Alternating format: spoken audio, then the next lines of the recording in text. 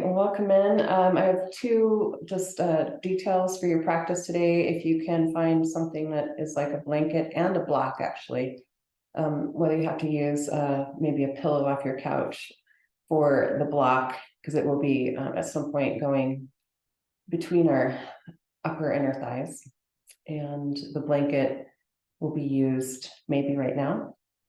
And then the third item you'll need is perhaps a tissue, because we're going to start with some pranayama. So if you need to have something handy, because sometimes snot happens. So let yourself be served in that way. You have engaged and stepped into a practice that you came to by your own free will. Congratulations, and what a beautiful choice. So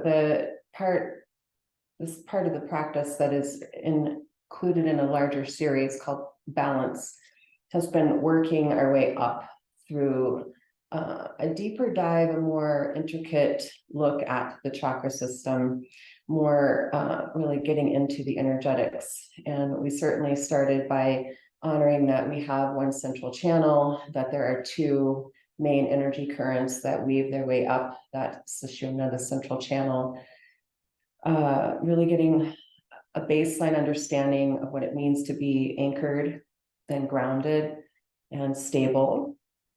And from there, opening up to a little bit more of the movement of life, and really understanding that it is up to us to find balance as life will take its twists and its turns. Today, we step into an awareness of how all of life's experiences are an opportunity to create honey. And to create the honey of life, we must first acknowledge that there are some toxins, that there are some aspects of ourself that are ready to be transformed. That could be physical toxins from perhaps too much joy in whatever you did the last night or last year. It could also be you have come to a place where you are in deep recognition of some patterns that you're ready to transform in yourself and in your being, whether it's mentally, emotionally, and physically. So we'll use the practice today. It's going to be a fiery practice, fire in the solar plexus, and attuning to that part of you that is certainly capable of transformation. And as we start to burn those inner toxins and build the heat, that will start to melt and move the energy up into the heart space. So it's a uniquely crafted practice where we will pulsate, where there will be strong effort and moments of deep peace, and then some strong effort and moments of deep peace. And as we activate this inner light, we will move from a more quick pace, empowered practice to something that's going to slow down, but also open the heart. So there's your roadmap, and you can let go of worrying about what is going to happen and step in and enjoy the ride.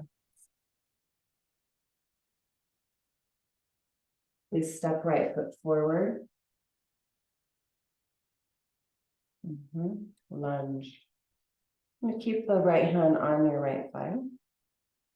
Extend left arm. That was, in a non-flow yoga class, we don't have to get creative with those transitions always, right?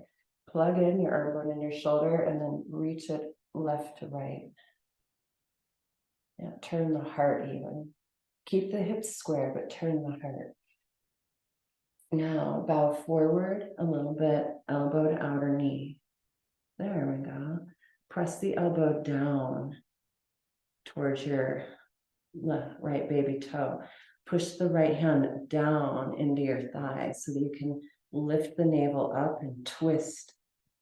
Stabilize below the navel, twist above the navel. Now give it your breath. Beautiful breath.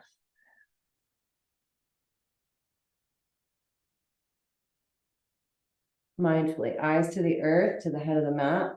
Inhale, rise up by pushing through right hand. That right hand's going to slide to your sacrum, elbow bent. Left arm forward. Plug it in. Stretch it up.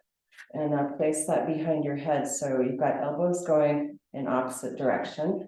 Use the right hand to help the outer right hip and sacrum to remember to root as you rise up through the belly, the ribs, and your heart, lifting the heart faster than the crown of the head. Reach down into the earth. Breathe deeply into the belly. Let the energy rise at its own natural, sweet pace. Inhale, rise up. Right hand slides to thigh bone. Left arm up and forward. Cross it over. Deep twist, stabilizing below the belly. Twist above. Anchor down. And dive in.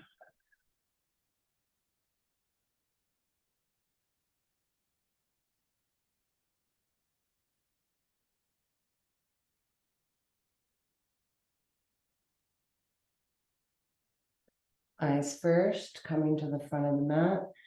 Left hand second. Placing both hands, sweep right leg back and up.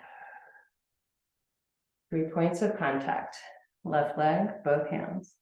Right leg rises. Now square your hips, but tone the core.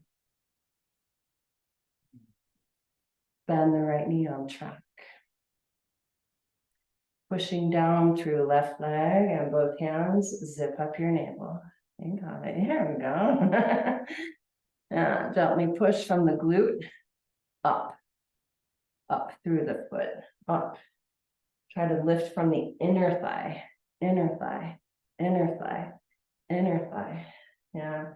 Now, left arm wraps around and back.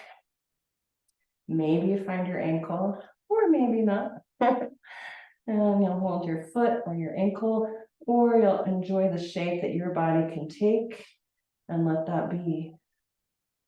Belly lifts, energy grounds through left leg, up through the belly, up through the heart, up through your eyes, your smile. Deep breath. And slow release, extending left arm forward, right leg back. Bring it down. Walk your hands forward.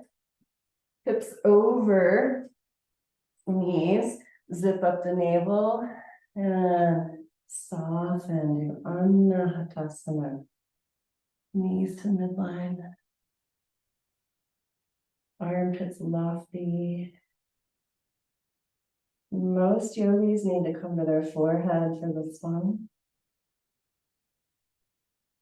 Some very bendable yogis might get their chest to the floor, but please don't make that your goal at the expense of your nervous system.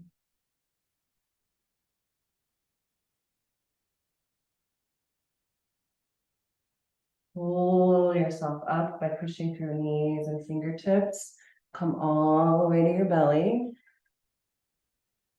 Take your hands palm down by your outer hips. And you can start by resting your forehead. Now strengthen the inner thighs and lift up through the inner heels and ankles until your toes get light. Shalabhasana. Now you can push through fingertips. And as you breathe, low belly, low back, the heart might rise. Feel your earth below the navel.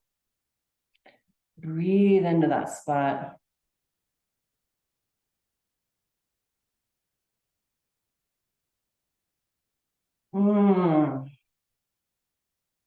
Stay with your breath.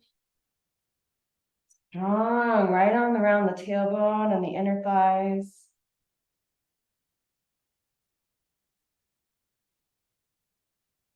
And a slow descent, like honey. Let your forehead rest to the backs of your hands. Smooth out your exhalation. Namaste, my friends. I love you.